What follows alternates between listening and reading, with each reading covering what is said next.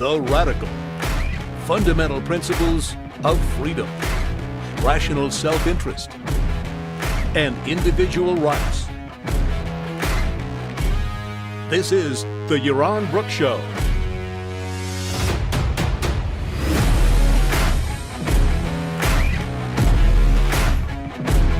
All right, everybody, welcome to Yaron Brook Show on this Monday, July 19th. Welcome. Hope you had a great weekend. I hope you set up for a fantastic week. I see that my podcasting app again is giving me trouble. I think I've got the latest version. Okay, we're back up. Okay, the podcasting app is up. So welcome to Yaron Brook Show, and thank you for joining us. We've got a full show today. There's a lot to talk about. There's a lot going on. Russia, Nato summit in Lithuania, cluster munitions, and a big to-do about cluster munitions. And then we're also going to talk about you probably all were panicking this weekend because last week saw some of the hottest days ever in all of human history, we're told. Maybe the hottest days in all of human history or all of the planet's history, never mind the hot. Anyway, so you were, I know you guys were panicking, particularly those of you who don't have AC. We'll talk a little bit about electric vehicles, and then we'll end with the I don't know why I wrote Amazon versus the FTC. It should be the FTC versus Amazon, about the ongoing campaign of the FTC to basically destroy Amazon as we know it. So we'll do all that. Let's see. Jonathan, thank you for the support. Really, really appreciate it. I see Remo and Seamus already got us started with the super chat. So thank you guys. We have a goal, of course, for all these shows in terms of super chats. So please consider supporting and using the super chat both to ask a question and to support. Let me just make this a quick announcement, and then we'll go to the topic of discussion. Anonymous user, thank you, I appreciate it.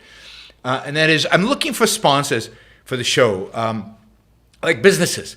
If you have a business, a product, and I know I've tried this before and I haven't been super responsive to some of you out there around this, but I'm going to try to do better. I really am.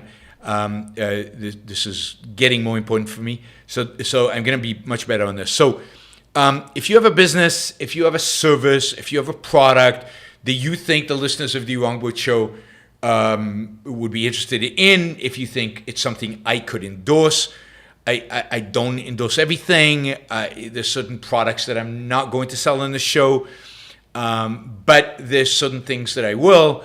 I don't know if you're a financial advisor, if you have I don't know, a new app that you want to promote online or whatever. Please consider cutting some kind of deal in terms of sponsorship. Generally, I do about $1,000 a month, but if I only mention it rarely, then we can do a low amount. Again, we can figure something out and negotiate and work on this. But I am looking. I do need to increase income from the show, and I think sponsorship is something that I see a lot of the other podcasting do. And of course, if I get enough sponsorships, then I can also eliminate the ads on the podcast. So with a few sponsorship, we can eliminate the ads on the podcast. So instead of the ads, we would have sponsorship ads, and I think that would be less offensive than some of the nonsense that is advertised on the Yaron Brook Show. Sometimes on the podcast, let's not so on YouTube, where I have disabled the ads. So we have no ads on YouTube. All right. So yes, if you want to sponsor the show, please let me know. Yaron at yaronbrookshow.com. Yaron at yaronbrookshow.com. Send me an email, and we can figure something out. All right.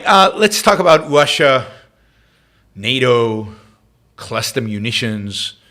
I don't know, any other bomb types you guys want to talk about? I'm happy to talk about. Let me take off the headphones. I don't need them. All right, so first thing, so there's just a lot of stuff going on, so we're just going to cover a few things and together. First, let's talk about what's going on in Russia. It is interesting, although very little knowledge. So I'm just gonna mention speculation here, just something to watch, something to keep track of. but very little knowledge. You know, the Prigozhin thing, the mutiny that happened a few weeks ago, really hasn't yet been resolved completely. Prigozhin is missing. Nobody knows exactly where he is, although Lukashenko says he's in Russia. Prigozhin fighters who were supposed to go to Belarus, and there were encampments built for them, as far as we can tell, haven't moved into those encampments, so they are still wherever they happen to be, in Russia mostly, or in Ukraine. Prigozhin himself has been to Russia, spending time in Russia, which is a little surprising. You'd think he would be arrested or shot or killed or whatever, but he's not. Indeed, there is now information coming out that Prigozhin met with Putin, together with like 30 of his commanders, 5 days after the mutiny. It seems kind of weird that Putin would have him, and they discussed what's going on in Ukraine. It seems just weird. I mean, here was Prigozhin basically challenged Putin's authority. You'd think that would be the end of Prigozhin. Putin needs him for some reason, or Prigozhin has something in Putin to keep him alive. If he's alive, you know, for all I know, he's not. Hasn't fallen out of a window yet. Now, it could be that Putin's strategy is to let Prigozhin unwind his vast empire, because Prigozhin has built up a vast octopus-like, business scheme with troops and professional soldiers all over the place. Maybe Prigozhin is the only one who can kind of dismantle it, or at least shift ownership of it to people more friendly to Putin, and maybe Putin needs him to do that before he falls out of a window. Hard to tell, but it's certainly something's going on in the background. There is a lot of complexity to this. What do we do with the 1,000 or so, maybe under 1,000, maybe somewhere between 500 and 1,000 troops, Wagner troops in Syria? Do they fall under Russian command? Do they go home? If they go home, they go to Russia, they go to Belarus. What happens to them? Wagner, Prigozhin has a contract with the Russian government over this. Does the contract get reneged? Does the contract go away? That all has to be negotiated. Even more complicated is the dozen or so, or half a dozen or so countries in Africa, which are basically dependent to a large extent for law enforcement on the Wagner Group, and where Russia basically controls, through the Wagner Group, what happens in Africa. Are these troops not going to be paid directly from the Ministry of Defense? Are they going to stay in Wagner, but the ownership of Wagner shift? Are they all going to come home, and therefore Russia is going to give up its presence and control and influence in Africa? I mean, there are a lot of questions, and I don't see many answers right now. And I think these are kind of the questions that are being answered in the Kremlin as we speak by the various power brokers. Not only did Prigozhin go missing, but the general who supported Prigozhin has disappeared. He's supposedly in jail, but nobody knows. There's been no comment about him. He was the one general that everybody thought was actually competent to run a war in Ukraine, and he's in jail. Interestingly, the general who commands all troops in Russia that Prigozhin condemned over and over and over and again, he disappeared for weeks. He just made an appearance this last weekend, so he's not dead. He's alive. I suppose he's still commanding the troops. But why did he disappear for so long? If he's pro-Putin, why did Putin shove him away to appease Prigozhin? I mean, so huge amounts of uncertainty. The internal politics inside the Kremlin must be astounding. The Ministry of Defense, it can't be happy that Prigozhin is still alive. The Minister of Defense can't be happy that Prigozhin is still alive. Putin is clearly weaker. Every day that Prigozhin stays alive, Putin is weaker. What is Prigozhin going to do? One thing Prigozhin might do is try to show Putin that he really needs Prigozhin. What he does to do that, I don't know. Invades another country, attacks. Who knows? Prigozhin is a complete. I mean, I don't think Prigozhin is rational. He is to a large extent a nut job. Now he's a nut job out of stress. What is he actually going to do? So there's massive uncertainty inside Russia, inside the Kremlin, who's who. There are other centers of power within Russia other than just Putin. There is competition going on right now one of the things that's going on that we know is that Prigozhin's name is being tarnished as much as possible.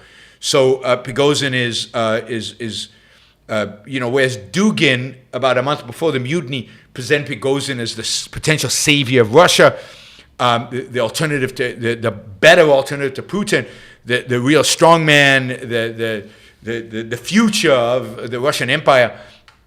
Dugin and everybody else are backed off of that.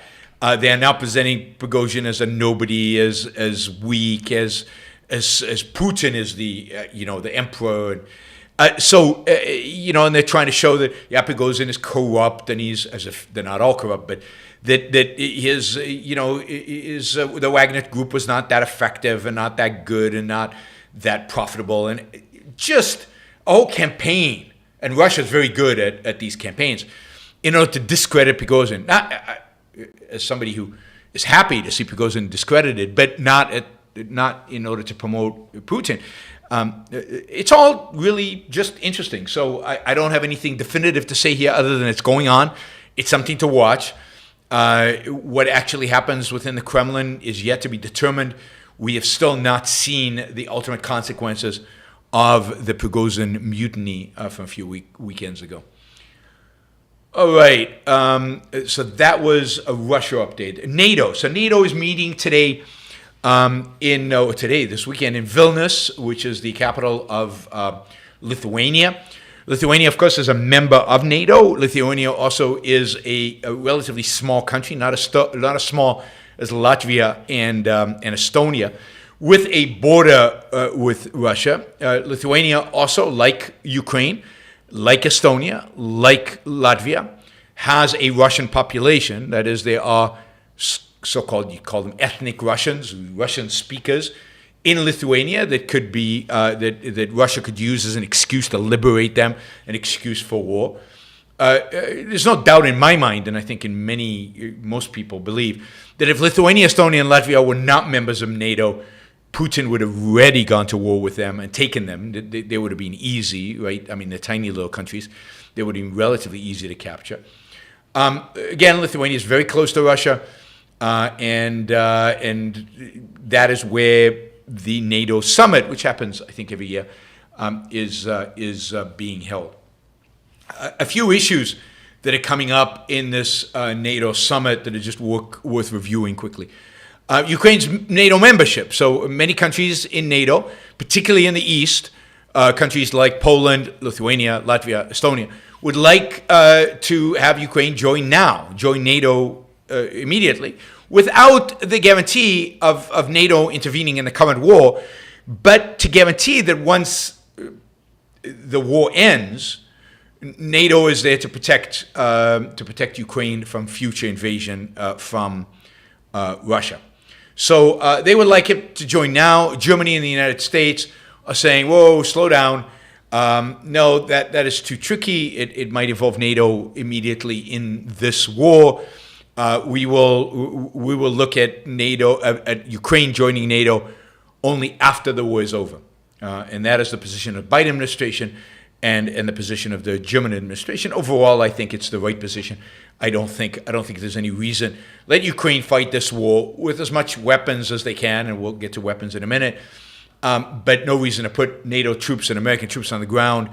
And then after the war is done, after the Russians are kicked out of Ukraine, if that happens, then bring Ukraine into NATO.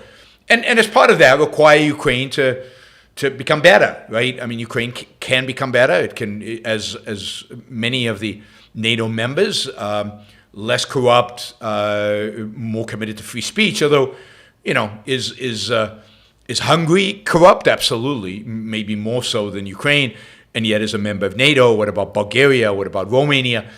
But I think Ukraine can improve, and joining NATO is an opportunity to squeeze them for improvement. The same about joining the EU. So anyway, that's about NATO membership. There's going to be a lot of talk about how to provide Ukraine with security guarantees if and when there is some kind of peaceful settlement with Russia. Either there's a ceasefire or peace or something like that. And then of course, also a really important conversation is going to be around Sweden.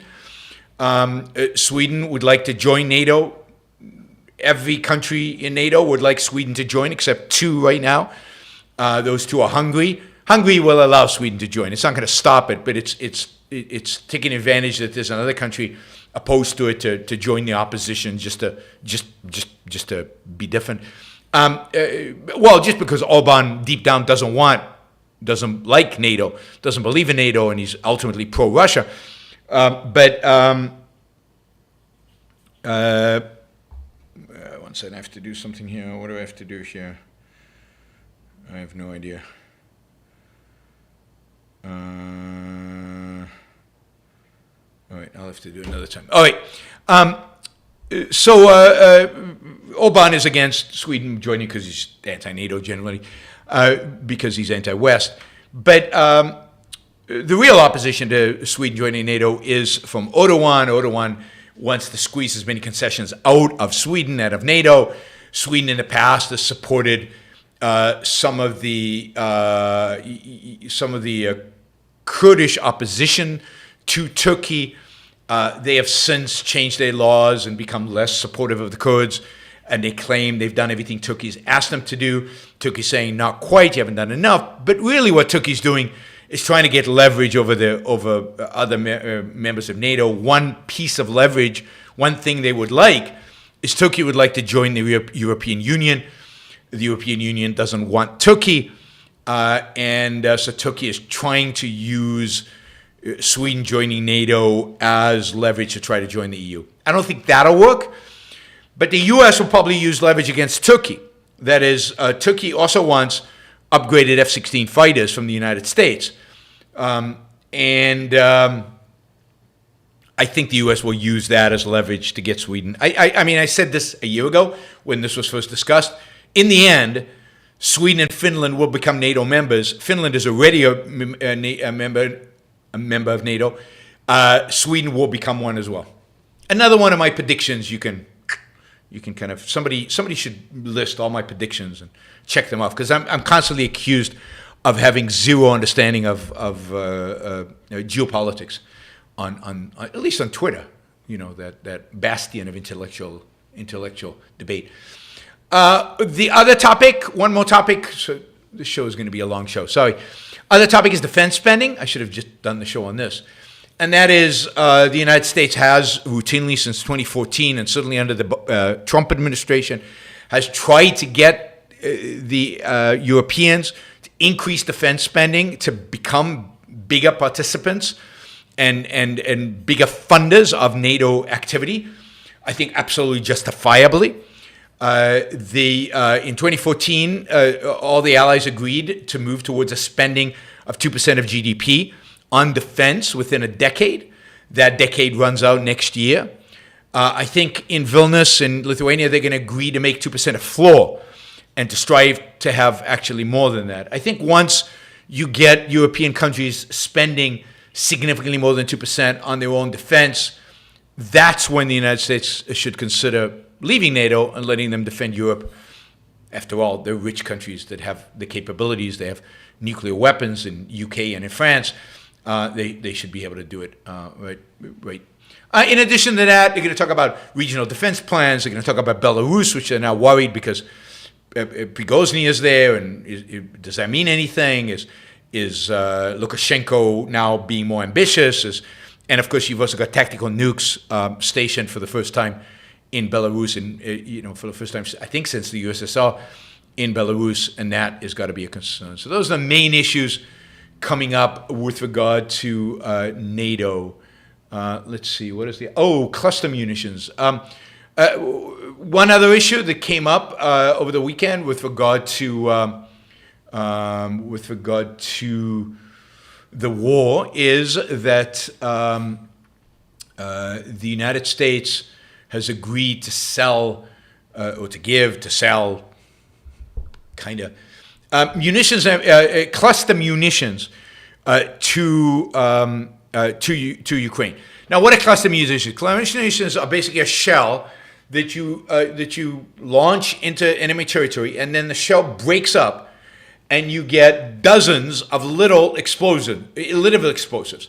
So it covers a much wider area than just one shell dropping and exploding. Now you've got multiple shells, and it does so at a particular altitude, just above a particular point, just above the ground, so it has maximum devastating effects.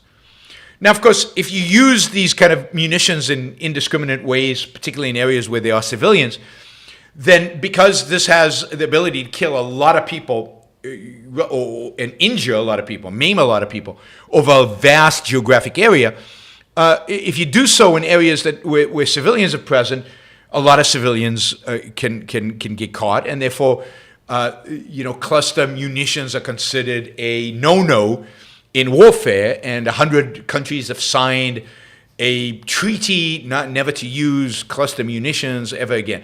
Russia is not a signatory. Ukraine is not a signatory. Russia has been using cluster munitions from the beginning of the war. Ukraine, to the extent they have any, have used theirs as well. And of course the U.S. And the U.S. has them. What's interesting about this is, almost all the cluster munitions that the United States has are stockpiled in Europe. So they're in what do you call it? In all kinds of ammunition places in Europe. Right?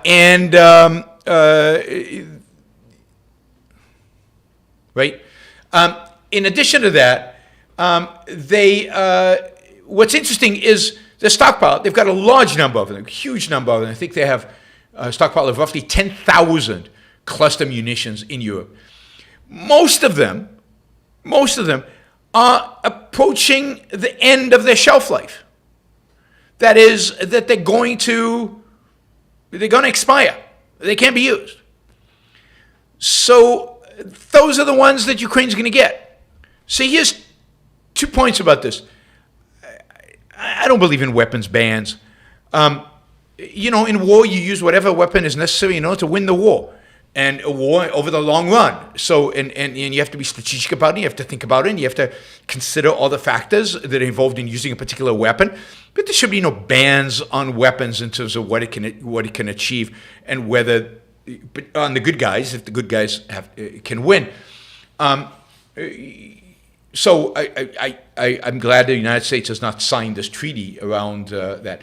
But the second is, everybody keeps complaining about how much this is costing the United States. Everybody's concerned about the fact that the United States is spending all this money on Ukraine. But the reality is it's not. The reality is that Ukraine is getting a lot of ammunition and a lot of weapon systems from the U.S. that the U.S. will never use, that are either old, or like these cluster bombs that are going to expire, or just probably never going to be used because they're not needed in a place where the United States is going to fight. Cluster bombs, cluster munitions, unlikely for the United States ever to fight a war where that would ever is too long. But in the next 20 years, where that is necessary, again, the most likely war the United States is going to fight is in China. Doesn't need. We're not going to invade China. The war's going to be over Taiwan, and that'll be an aerial and sea war. So we're giving them a lot of weapons we don't need. And yes, they all have a price tag, but we're not replacing them, so we're not spending the money. The reason defense contractors are making a lot of money is not so much because the U.S. is buying weapons to give to Ukraine. The main reason is that countries like Poland are massively arming themselves. They are, I'll talk about this on another show, but Poland is massively buying hundreds of tanks. They're buying F-35s. They're buying artillery. They are preparing for a Russian invasion like no other country in Europe. They will have probably the largest army outside of Russia in Europe because they're spending like crazy because they know what the threat really is. So, again, everybody who's complaining about American taxpayers paying for this war, it's not, the numbers are nowhere near the size that is being reported. Again, they're getting stuff from stockpiles that is about to expire. And that is true of much of the munitions and the weapon systems that we're sending them. All right. So I have no problem. One other point about cluster munitions. The reason the Ukrainians want these is because of all the trenches the Russians have built. And because of all these trenches, just using artillery on it is very ineffectual because you have to really get it right? Because people are the cluster munitions, you can get a much bigger area and you can inflict many more casualties on a much larger area using these kind of munitions. So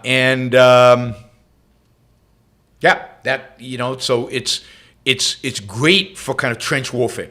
It's great for inflicting massive casualties on a large space very quickly. And that's exactly what the Ukrainians need right now in order to break through the Russian defenses. Let's see. All right. So that was that update. Wow, that took up basically the whole show. All right, let's quickly do this. Hottest days. So we had, according to some people, the hottest days ever in all of human history, hundreds of thousands of years, last week. Now, of course, you have to ask anytime they tell you in a panicked voice that we have the hottest days ever. You have to ask, how do you know that? There were no thermometers hundreds of years ago. You can tell by, tree rings to a point, but not really, not the kind of precision that, this was the hottest day by 0.1 Celsius or something. I don't know, maybe not even that. I think it was 0.01 Celsius. You can't tell the temperatures to a 0.01 Celsius, in the distant past. So that's ridiculous, right? So they can say it was the hottest day since we started measuring on a global scale temperatures throughout the world. All right. That's not that many years. Recorded history, right, which is pretty short, right? We weren't recording on a scale, on a global scale, because they're claiming globally it was the hottest day ever.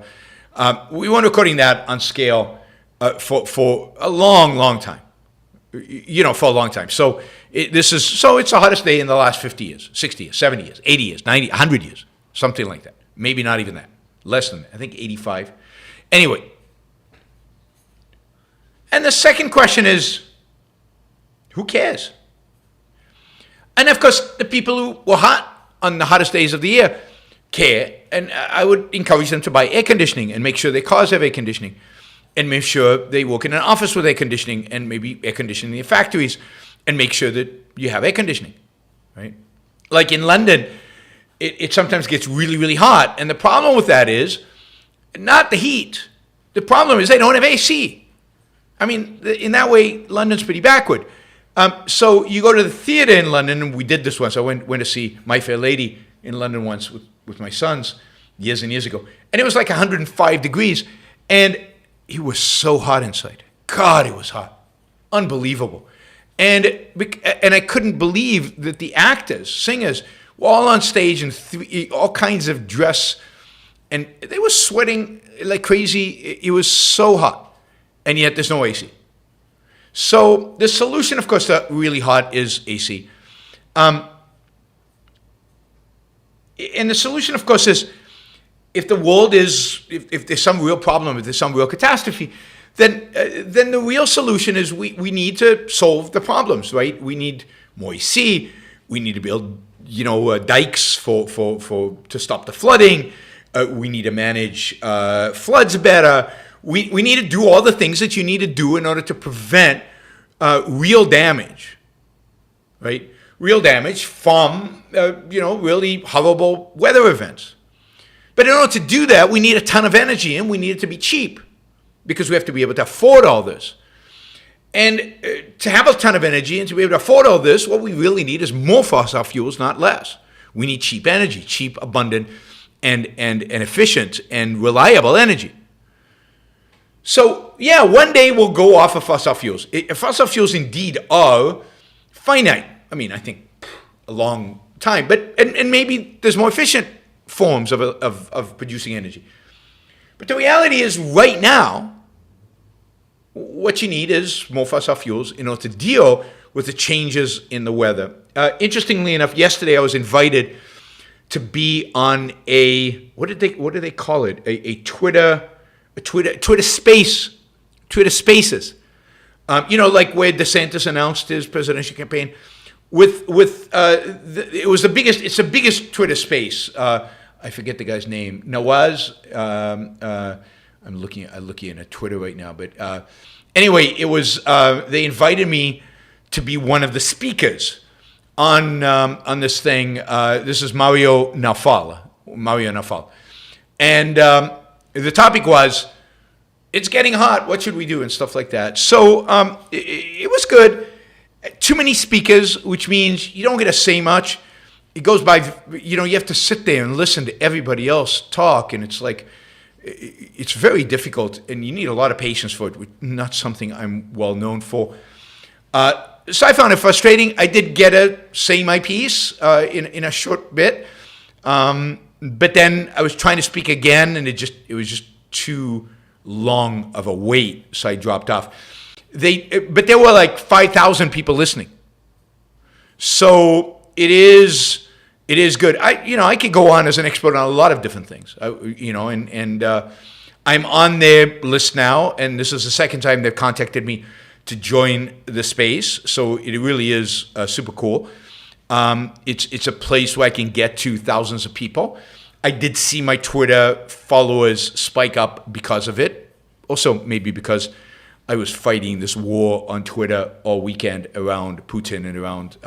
So I got to say this stuff. But look, I am always suspicious of anybody who catastrophizes. I'm suspicious of people who say, "Oh no, if you piss off Putin, we're all fried because he'll launch a nuclear bomb." I'm suspicious of people saying, "Oh no, the world has too many people, we're all going to die."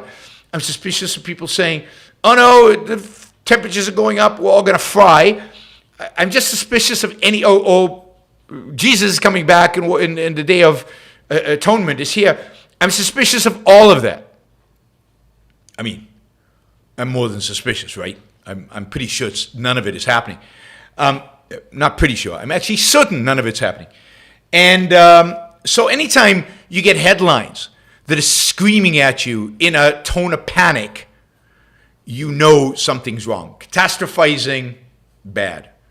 And almost always over something that just isn't real and isn't and completely wrong. All right, so that's how to say EVs. I had an interesting story about EVs. So it turns out, everybody's trying to compete with Tesla. So everybody's building EVs. Detroit's building EVs. The Koreans are building a lot of EVs. Hyundai and Kia EVs that are very popular in Europe and in Asia are building EVs. Of course, the Chinese are building massive numbers of EVs, electric vehicles. They're just not yet exporting them to the United States. Wait until they do. Whoa. They will change the market dramatically if they're allowed to export to the U.S. But the Japanese somewhat, although Toyota is the one company that's been very slow on EVs, they're probably right about it. But the reality is right now that they can't sell them. The reality is that the EVs are being produced primarily because everybody's anticipating that the market will shift. But more importantly, they're being produced because of subsidies. They're being produced because everybody thinks that these are going to be mandates, and they're anticipating the mandates. But the reality is that most Americans don't want an EV. They don't want an EV because they don't want to be limited in their range. They don't want an EV because they don't have that noise of an engine revving, although you can buy an app that will create that for you. They don't want an EV because, I don't know, for whatever reason, the market, who are we to decide what the market should want or shouldn't want? They don't want EVs. And the consequence of that is there is a ton of EVs sitting in dealerships, unsold, just unsold. They keep announcing sales, and it doesn't matter because people are not interested, and EVs are expensive. People are worried about running out of electricity while driving, that they can't charge them. It's a new technology. They're resisting it a little bit. Luxury EVs are not selling because you can't get a tax credit. So Biden didn't provide a tax credit for luxury EVs. So luxury EVs are lagging. The other kind of EV, I think, that doesn't get a tax credit is you have to have a certain percentage of the stuff in the EV made in the US. So there's a bunch of really good, cheap EVs from Korea and other places who are not selling because you don't get a tax credit, even though they're not luxury, because they're from Korea or something. So the market is confused because of all the mandates, regulations, subsidies, sales, tax credits. And as a consequence, there's too much production of EVs and too little consumption of them. And supply and demand, economics is not working because so much of this is manipulated by government policy, right? Government policy. And we all know that if you live in California, by 2030, you're going to have to buy an EV because they won't be selling internal combustion engine automobiles in California in 2031. So I think a lot of people will buy an internal combustion engine in 2030. But at some point in the 2030s, you're going to have to buy an electric car. So this is so distortive for the marketplace. I mean, if EVs are so great, have them compete. No tax subsidies, no anything like that. And let's see. And let Americans learn about them. Let Americans figure it out. And over time, people will probably buy them because there's certain things that EVs are really, really good at. But the market's completely distorted, and a manifestation of that distortion is the fact that there are just way too many of them and they're not selling. All right, finally, we'll make this quick because we'll keep returning to this story. It's a big story. Lena Khan, who heads up the FTC, probably of all the people that Biden has appointed to the various regulatory agencies, she's probably the most evil. Anyway, Lena Khan, and that's saying a lot, Lena Khan made her name with an article she wrote as a student at Yale Law School, basically advocating for the breakup of Amazon. And that made her a progressive hero. It made her a hero of the left. It elevated her and made her, somebody that everybody admired and respected. She then built a career on going after big tech. That was her big thing. And in an era in which pretty much everybody agrees on big tech. I mean, if I were a Republican, the one candidate I would try to stop from getting the FTC position would be this one, but they also oppose big tech, so why not give it to Lena Khan? Anyway, so Lena Khan is heading the FTC, and she's already sued a bunch of tech companies. Right now, there are 3 outstanding lawsuits against Amazon, those vary from the latest one. The latest one is, we talked about it on the show. It's too difficult to unsubscribe from Prime. I read this article where they mention this, and they say they read about this in the New York Times, and the New York Times makes it almost impossible to unsubscribe. You have to give them a reason. Sometimes they send you to an operator to talk to them, but they don't want you to unsubscribe. No business does. But Amazon, where it's relatively easy to unsubscribe, Lena Khan has gone after them as an antitrust suit because they have deceived us into subscribing to Prime. Anyway, the new lawsuit, which they are about to file against Amazon, is an all-encompassing lawsuit. This one is going to be to try to drive the complete breakup of Amazon. And she has built a career, literally a career, on attacking Amazon, on advocating for breaking up Amazon. And now she's in a position to actually do it. If she does it, that will solidify her legacy. This will make her a hero of the left forever. This will be the Standard Oil of modern times, and this will make her whatever, right? It's the arguments being made are so disgusting, disingenuous, unreal. The value that Amazon has created for customers like you and me is never taken into account. It's not considered. The enormous value that the consumer, American consumer, global consumer has benefited from Amazon, they don't care. They're not in this for anything, really. And antitrust law is, of course, the most subjectivist and most horrific law on the books in terms of going after business. And unfortunately, there's unanimity across many Republicans and most Democrats that the government needs to be a lot tougher and start using this, to really go after these big tech, and in particular Amazon. So this is a story we'll keep watching. I'm not looking forward to it, but when the fourth lawsuit against Amazon is actually filed, we will review it and look at it. Yep.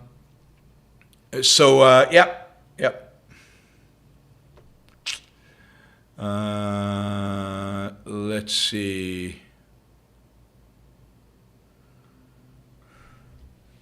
So, yep, that's where we are.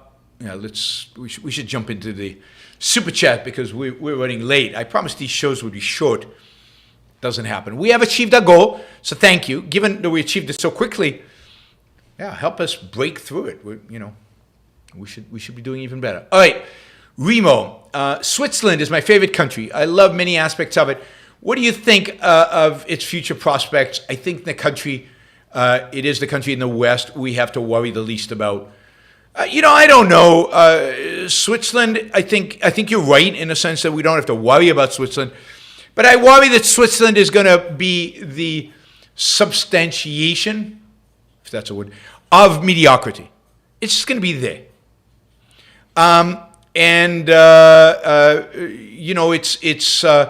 It's not going to be too bad. It's not going to be great. The people are a little cold. They're not the friendliest people in the world. But, it's efficient mostly. But if you talk to Swiss businessmen, it's super regulated. Their way of doing government by referendum is bizarre. It's a direct democracy. It's terrible. There's no sense of individual rights. During certain periods, that's fine. In other periods, it could be totally horrific. But I think what Switzerland will be is it'll always be good. Just never great. Never really a bastion of individual rights, defending us and defending rights and being the kind of country that I think it could be, given its potential. It just won't be that awful. Not good enough for me. I'm more ambitious than Switzerland. All right, Remo also says, what is your opinion of The Night Watch by Rembrandt? I think it's a magnificent painting aesthetically. I understand why it's considered one of the great paintings of all time. I think I know why it's a revolutionary period of its time. It's not one that inspires me greatly, but it's for its time. It changes painting. It really takes painting to the next level. The use of light and shadow, the use of action. This is kind of a portrait of the Night's God. Usually portraits like that were always static. Everybody was static. They all had basically the same expression. Here, Rembrandt makes each one an individual character, gives them a completely different identity, not just in facial features, but also in expression, in emotion conveyed. They're all in motion. They're all doing something, about to do something. There's nothing static about the painting. So the painting highlights the drama of the Night Watch. It highlights the heroism of some of the people in it. It highlights the dynamism and excitement, and he does that brilliantly. It's one of the great paintings of all time. And if you analyze it from aesthetic, he moves your eye across the painting beautifully. I mean, from every aesthetic standard, right? From every aesthetic standard, it's one of the great paintings of all time. Again, it's not one that I would put up on my wall. It's not one that necessarily resonates with my values, but I completely appreciate it from an aesthetic value perspective from great art. I saw it recently when I was at the museum, the Reich Museum, or something like that. In Amsterdam, when I went to the Vermeer exhibit, we also went to see the Rembrandts and the other paintings in the museum. Magnificent museum, one of the great museums in the world. All right, Seamus says, salutations, here's $20, I promised. The FTC is also trying to block Microsoft's $69 billion acquisition of Activision-Blizzard. I thought that was already blocked by the Europeans. So it's hard to imagine how that goes through if the Europeans have blocked it. No decision yet in the FTC, but I think the FTC will block it. Anything now that's marginal, the FTC will go. And since the Europeans have already blocked it, there's very little downside for the FTC to join that and block it as well. Maybe I'm wrong on the Europeans, but I don't think so. Thank you, Seamus. Really, really appreciate it. Chicken says, the French guy really bombed the live spaces on Twitter last night after the climate activist refused to bring any facts or even arguments. Complete ghost, no soul. Yeah, and it just went on and on and on. And the moderator came to me once, and then I raised my hand again, and then he didn't come back to me, so I just quit. I was there for an hour. I'll have to do it more and figure out a way to be more, participate more. But the reality is I got a boost on my Twitter feed, so it's definitely worth doing. Again, and you get exposure to thousands of people. The problem is it's very short, and it's the kind of topics people are already in their tribal niche on these topics. But look, I added over the weekend that plus my fighting over Ukraine, added almost 100 people to my Twitter subscribers. Followers, so that is definitely a net plus. I should fight on Twitter more often, I guess. I will say this also. My subscriptions on YouTube suddenly are going up, and I figured out why, because there was a period there where I wasn't doing a lot of shows. When I don't do shows, I add subscribers at a much faster rate than when I do shows. I offend people less? I don't know. I don't know why that is, but anyway. Subscriptions are back climbing on the Yaron Brook Show. At this pace, we'll make 35,000 here next few months. I hope we can sustain this pace. This will be fantastic, and not fall into another one of those subscriptions declining like we did in kind of April and May and June. So since the middle of June, since the end of June, things are looking up. Since I think 24th, something like that of June. Thank you, Tajikin. Thank you. Really appreciate that. Bradley. Rand said most people only exist in the eyes of other people. This second-handed psychology is formed from very young. Something socially, one's indifference to others is taken by them as an insult. How do you deal with it? I don't. You just deal with it, right? First of all, I try not to be insulting to people. It's worth making the effort not to be overly insulting. Miroslav says maybe I got the subscribers because of OCON. Maybe, but I don't think so, because everybody at OCON knows who I am. So, and most of the first timers were from the show. So maybe, but I'm not convinced of that. Anyway, we'll have to keep track and see how things go. But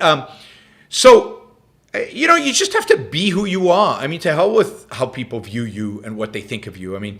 You should see the name calling that's going on Twitter on every issue. I'm not tough enough on trans, so some so-called objectivists are coming after me for not being tough enough on trans, and not tough enough on the video that they happen to watch. And unless I put it in writing, it doesn't count. And of course, I was anti-Trump. They hate me on that. I'm hated by everybody, except for a few people here. So you can't live your life based on how other people think of you. And you just have to live your life and do the things that you know are necessary to live your life. There's no reason to be obnoxious and rude and to people, particularly people you don't know, don't deserve it. Some people do deserve it. But other than that, if people find it insulting, tough. People are super intimidated by me. I don't know what to make of that. I'm not intimidating. All right, Silvano says, do you think chemical weapon bans are wrong, as well compared to cluster weapons. What does it mean to ban a weapon? The bad guys never ban weapons. The bad guys never adhere to it. So what is the purpose? The Syrians used chemical weapons, and Obama drew a red line and then didn't follow up on it. So, yeah, I mean, chemical weapons are particularly nasty. They're horrible. If you're going to die, God, rather put a bullet in your head than ever exposed to chemical weapons. I mean, they kill you slowly, and they kill you in some of the most disgusting ways possible, and you suffer. You suffer.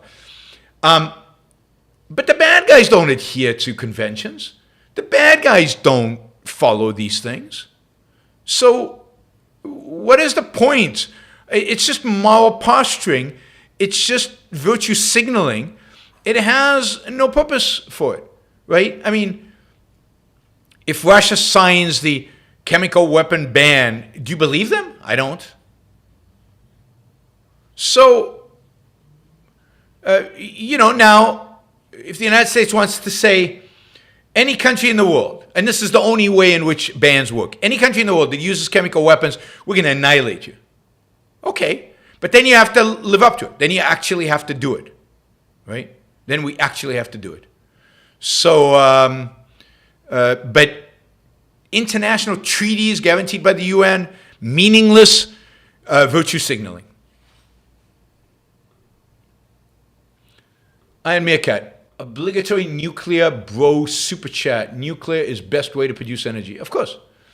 I said that on the show yesterday. All right, on the Twitter thing. Oh my God, look how many questions there are. 5, 10. Okay, so if you want to ask a question from now on, $20 question. Kenny just asked, why do we need cluster bombs? I answered that earlier on the show. You need cluster bombs to be able to deal with large spaces, large areas, because the initial bomb, and particularly dug in like trenches, it's very effective against trench warfare. So, because the bomb breaks into multiple bombs, those multiple bombs fall over a larger area and can fall into those trenches and incapacitate a lot more people. So it's very effective against the kind of trenches that the Russians have built in Ukraine to clear those out. All right, Robert says, Yaron Brook Show at OCON was great, and hopefully your talk on Russia and Ukraine will be one of the first OCON 23 sessions released on YouTube. I hope so, because I need to get it out there. Not that I think I have any influence on the people who are pro-Russia, but give everybody else some ammunition. And I might do a show tonight. I don't know what you guys think. Let me know. I might do a show tonight just on Russia and all the people loving Russia and all the arguments that they make and why they're wrong and silly and horrible. So if there's real interest in just a show on the Russian-Ukraine war to just cover all these arguments that the pro-Putin people make, I'd be happy to do. Happy to do that. Okay. All right. Let's see. Oh, and funding the war, and why are we funding it? What's America interested in? Why should America be involved? So I might do that tonight. Lewis, love my AC. Thank capitalism for that and lifting our standard of living. Absolutely. Yeah, I couldn't survive here in Puerto Rico without the AC. And says, since you don't like GOP top 3, Trump, DeSantis, Vivek. Vivek's not a top 3. No way Vivek's a top 3. You'll likely be backing the Democrat again, so do you prefer Biden or Newsom? I'm not backing anybody, and I'm not voting, but I prefer Biden only because I think he's less competent. The last thing we need as a country is a competent leftist running the country. That would be horrible. But yes, I can't support Trump, DeSantis, or Vivek, and I can't support Biden or Newsom or anybody. I'm not going to support anybody. I'm going to attack them all, and I think they're all horrible. Somebody says Vivek is almost up to DeSantis in some polls. He might actually be third. Maybe. I mean, I support the sane Republican candidates, primarily Nikki Haley and Tim Scott. Those are the two that I support within the Republican Party. And I think both of them could beat Biden or Newsom pretty easily, but they won't be the candidate. And whether I support a candidate or don't support a candidate is kind of irrelevant to who wins. I don't sway elections.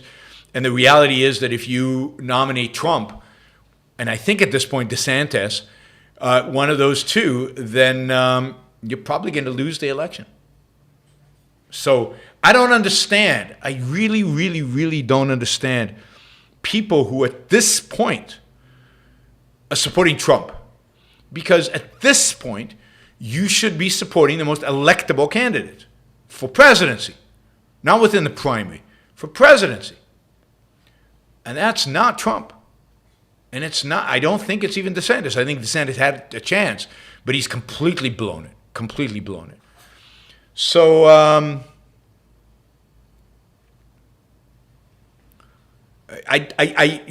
this is my point. And then later they'll say, oh, well, I mean, Trump is the candidate. It's a binary choice. Well, it isn't a binary choice right now. Right now, it's not a binary choice. So why is anybody supporting Trump? Because they really do support Trump. Because it's not a binary choice. They actually love Trump. And they'll claim, I don't love Trump. I don't like Trump. I really, really don't like Trump. I just have to vote for him because it's a binary choice. Well, now's the time to show you don't like Trump by voting for somebody else in the primary. Michael says, is the fact that long-form podcast interviews are extremely popular a sign that the culture is seeking reason and maturity? Yes, but it's only some people. How popular are they really? I just don't know. A really big show on Lex Fridman is a few million people, 6 million internationally. That's a big number, but it's about. But is that out of 350 million? I just don't know. I don't know how many people, and that's a rare show that gets up to 6 million. So yes, it's definitely some people are seeking out something, maybe reason and maturity, maybe just more information. Remember, also who gets the biggest viewership on Lex? It's usually the guys talking about UFOs or the people who are really big in the culture, like big names like Joe Rogan. So I don't know. I like to think there's no question it's a positive. How big of a positive? It's just hard to tell. Michael says the church today isn't promoting anti-Semitism. Why is it still a thing circulating in people's minds?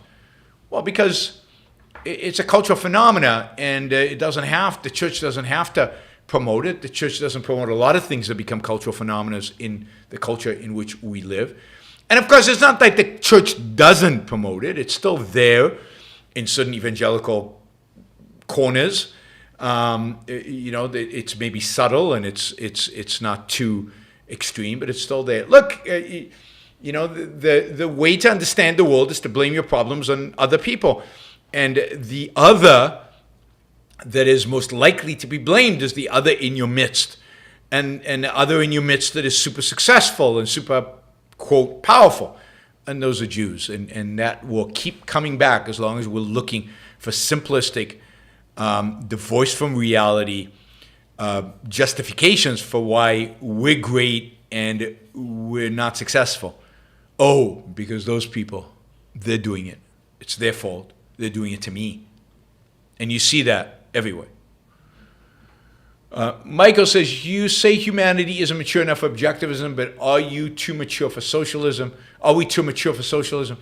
Have we been getting more mature since World War II? I don't know, but I don't know if we're too mature. We're probably too mature for socialism, because explicit socialism be tried so often that we kind of know it doesn't work. But are we too mature for fascism? I'm not convinced. I think we're heading towards fascism to some extent or another in Europe and in the United States. Maybe we can avoid it somehow because of this level of maturity you think we have, but it's not obvious to me. Michael says, is no one pure evil? Isn't there some good in everyone and some bad, and even the most virtuous of men? No. there are people who are pure evil. Evil is the negation of reality, the complete evasion and a willing destruction of other human beings' lives. There are plenty of people who are pure evil. Putin is pure evil. And are they? Yeah, I mean, good people don't have an evil element in them. I think of myself as a good person. I don't have evil there. Now, maybe I'm irrational sometimes and minorly, but not to the level of evil, right? Certainly I make mistakes. But evil is, particularly if you mean it with the full implication of the word, it means quite a bit, and it requires quite a bit. Do only incompetent and corrupt doctors accept Medicaid? No, lots of doctors accept Medicaid. I mean, it's a government program, but there's a certain population. You can only treat it if you accept Medicaid. They can't. There's no other form of payment for them. Some doctors want to treat poor people. There's no reason not to. The government doesn't reimburse them enough. But I don't think you're incompetent or corrupt at all, necessarily. Abtin, what is the difference between the term objectivist and student of objectivism? Is one better to use than the other?